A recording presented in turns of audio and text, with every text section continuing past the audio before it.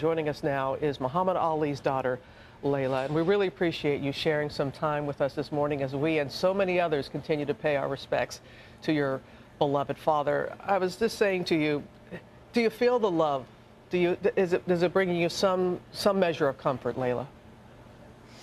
I've been feeling the love since before my father passed away, but I can say that I'm obviously really sad.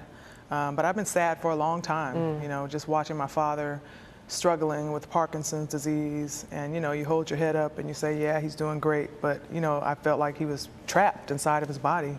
So I have comfort in knowing that he's not suffering anymore. Your father, the way he faced Parkinson's so courageously, can you share with us your final moments with your dad?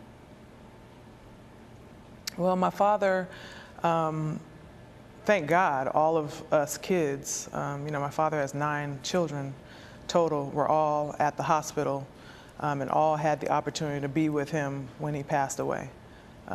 So some of, you know, my sisters were saying Islamic prayers and, you know, so it was a very peaceful time, and we sent him off in a very peaceful way, and we all were there.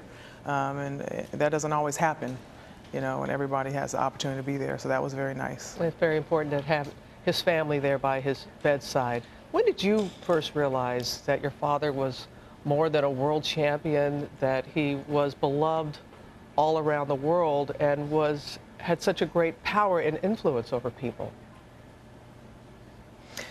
Well, from a very young age, you know, everywhere we went, we got attention because my father loved attention, and he would make sure that everyone saw him and stopped for him, and we'd be stuck places for hours. He's doing magic tricks and things. So I knew my dad was special and speaking up for people who couldn't speak for themselves. And I just have so much respect for him because you just don't see that. You don't see that anymore, not only in just athletes. I mean, you can't even, there's just not that many men that you can really compare to my father. You know, when I think of my father, I think of people like Nelson Mandela and people like that. He was a loving father. You're a loving mother. Love the pictures that you shared on social media, especially the one with your little boy and girl, and your dad was wearing the little birthday hat.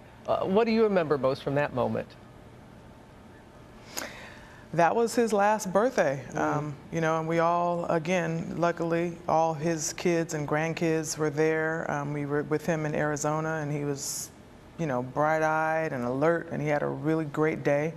And, you know, I cherish those moments. And my daughter, Sydney, has a really, really close connection with him where she's always like, I want to go see Papa, I want to go see Papa. And, you know, I'm always taking her to go visit him. She doesn't know who he is. You know, she's only 5 years old. She's been saying that since she was 3. So, you know, that's what's been hard for me. That's why I have to stay strong and you know, teach them about celebrating life and moving on and all of that, because it's a part of life. So, yeah, but I'm happy they were able to spend that time with him. And all of us, many of us remember that time, 96 Olympics. Your father, it was just 12 years since he had been diagnosed with Parkinson's disease, and to see him light that flame, what kind of strong message do you think that sent to others facing a similar disease? You know, he's an angel. And just to hold that torch and be shaking and not be hiding his sickness, you know, and just showing that strength that he still has. Like I said, he just embodies so much, and it was just all in that one moment, and people just weren't expecting it. And this man transcends everything there is, and everybody just loves him, you know. So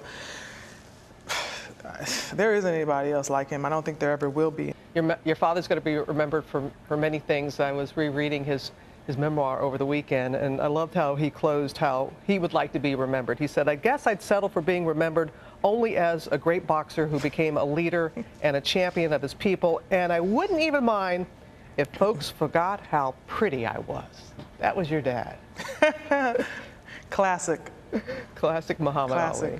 I'm glad you have those memories to cherish, as many of us do. Layla Ali, always a pleasure to see you and spend time with you. All my best to you and your family. Thank you. Take care. Thank you, Robin. Right. Thank you. I appreciate it. And she was saying, because, you know, there's going to be a big tribute for him in Louisville, and she said her father was talking about it, and he said, 10 million's not going to be enough to show up. Not even 10 million, but just his exuberance and love of life. I love that. An angel with a real powerful punch. Yeah.